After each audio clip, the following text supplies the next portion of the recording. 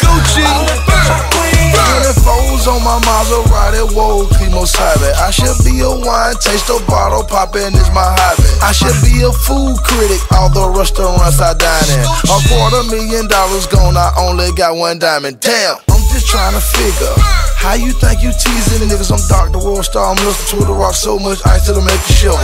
MIA to East Atlanta, big ups if you make a scroller. I'm too official like the referee whistle, referee bitch. Here we have Jordan Meaton, the first ever special guest. Yeah. Hi, so everybody. He says hello. Week 11, we have Freyok Feather Ale.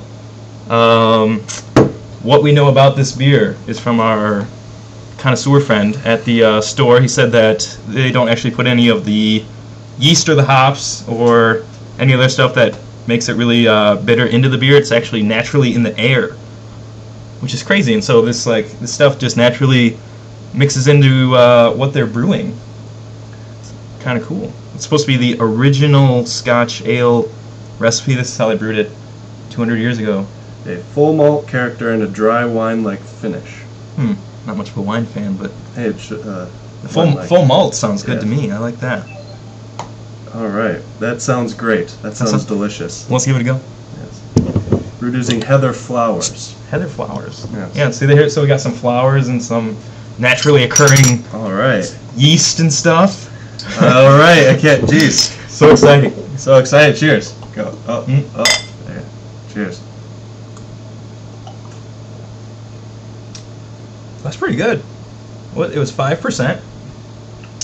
I don't feel like you really get much of the alcohol flavoring at all. No. Do you get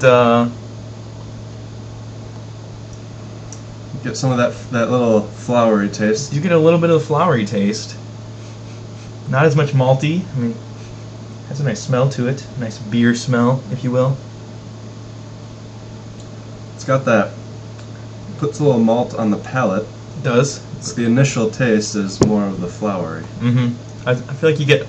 It's not really like a bitter hops, but I feel like you get just a little bit of the hops flavor in the beginning, and then you kind of get the flowery malty business. It's like the flowery of the IPA, but with the maltiness of, I don't know, Scotch ale, without that bitter, dry.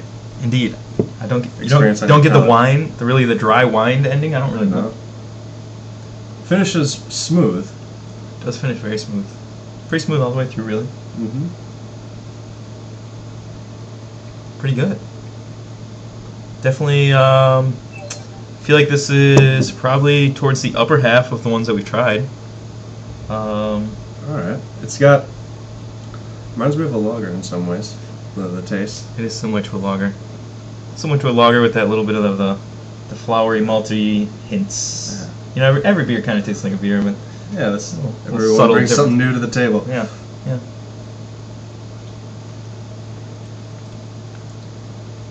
Get a little bit more of the malty towards the middle of it too. Find that it happened in the last beer as well.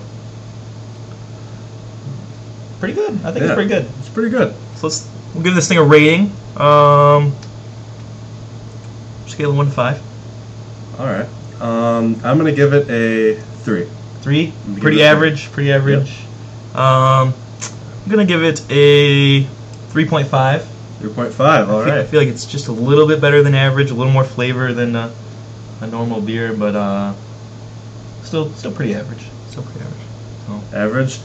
I have to say, the design on the front of the bottle could possibly boost that for me to the 3.5. There's some style points. Yeah, style points. 3.5. Would you like to change? You know what? I'll go with 3.5. Unanimous. Because you know what? I can't help myself.